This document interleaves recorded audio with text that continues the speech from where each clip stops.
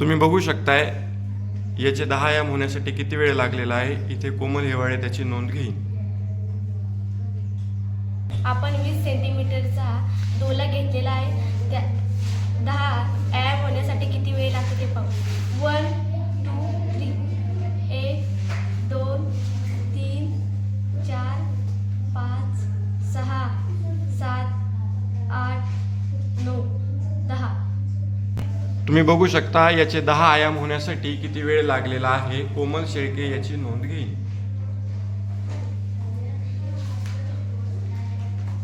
आता आपण 10 सेंटीमीटरचा दोला घेतलेला आहे.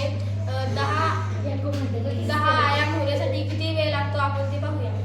Ready 1 2 3 start. 1 2 3 4 5 6 7 8 9 10. तुम्ही इथे बघू शकता 10 आयाम होण्यासाठी किती वेळ लागलेला आहे. भाग्यश्री याची नोंद घेईन. तर बाळांनो, या प्रयोगातून आपण काय शिकलो हे कोणाला सांगता येईल का?